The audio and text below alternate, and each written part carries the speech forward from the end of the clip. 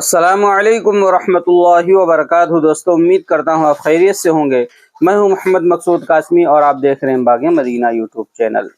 ایک شخص نے اپنے مسجد کے پیش امام سے کہا، مولانا میں کل سے مسجد نہیں آؤں گا۔ پیش امام صاحب نے پوچھا، کیا میں سبب جان سکتا ہوں؟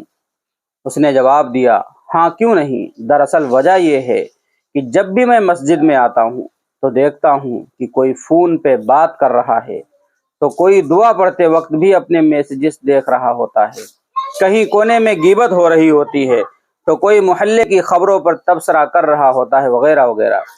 پیش امام صاحب نے وجہ سننے کے بعد کہا، اگر ہو سکے تو مسجد میں نہ آنے کا اپنا آخری فیصلہ کرنے سے پہلے ایک عمل کر لیجئے۔ اس نے کہا، بالکل میں تیار ہوں۔ مولانا مسجد سے متصل اپنے حجرے میں گئے اور ایک گلاس پانی لے کر آئے اور اس شخص سے کہا، یہ گلاس ہاتھ میں لیں اور مسجد کے اندرونی حصے کا 2 چکر لگائیں، مگر دھیان رہے پانی چھلکنے نہ پائے۔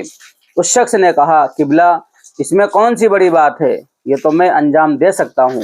اس نے گلاس لیا اور پوری احتیاط سے مسجد کے گرد 2 چکر لگا ڈالے۔ مولانا کے پاس واپس آ کر خوشی سے بتایا کہ ایک قطرہ بھی پانی نہیں چھلکا۔ پیش امام صاحب نے کہا، یہ بتائیے جس وقت آپ مسجد کا چکر لگا رہے تھے، اس دوران مسجد میں کتنے لوگ فون پر باتیں یا غیبت یا محلے کی خبروں پر تبصرہ کر رہے تھے؟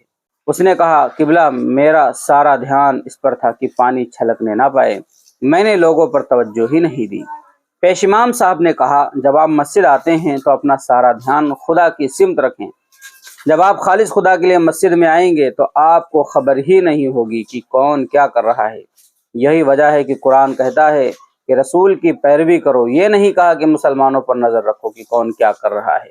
خدا سے تمہارا رابطہ تمہارے اپنے اعمال کی بنا پر مضبوط ہوتا ہے، دوسروں کے اعمال کی بنیاد پر نہیں۔ قرآن کریم اور سب کو قیامت کے دن اکیلے ہی آنا ہے، سورہ مریم آیت 95، فارسی داستان سے ماخوذ۔ تو دوستو، اس زمانے کی یہی کڑوی سچائی ہے کہ بہت سارے لوگ مسجد میں جانا صرف اسی لیے چھوڑ دیتے ہیں۔ بہت سارے لوگ کہتے ہیں کہ کوئی موبائل چلا رہا ہے، کوئی کچھ کر رہا ہے، میری نماز ہی نہیں ہوتی۔ بھیا وہ نماز ہی کیا ہے؟ آپ جائیں، کوئی کچھ کر رہا ہے، آپ تو اللہ کی عبادت کرنے جا رہے ہیں، اپنا اللہ کی عبادت کریں، نماز پڑھے آ جائیں، کسی پر نظر رکھنے کی ضرورت نہیں۔ اور خواہ مخواہ بہت سارے لوگ اس زمانے میں بھی مسجد صرف اسی وجہ سے جانا چھوڑ دیتے ہیں۔ اللہ ہم سب کو دین کی صحیح سمجھ عطا فرمائے۔ اب آپ حضرات کا اس تحریر کے متعلق کیا کہنا ہے، نیچے کمنٹ کر دیجئے، اور پہلی بار چینل پر آئیں تو سبسکرائب کر لیجئے۔ چلیے دوستو، پھر ملتے ہیں انشاءاللہ جلد ہی کسی نئے ویڈیو میں کسی نئے ٹاپک کے ساتھ۔ السلام علیکم ورحمۃ اللہ وبرکاتہ۔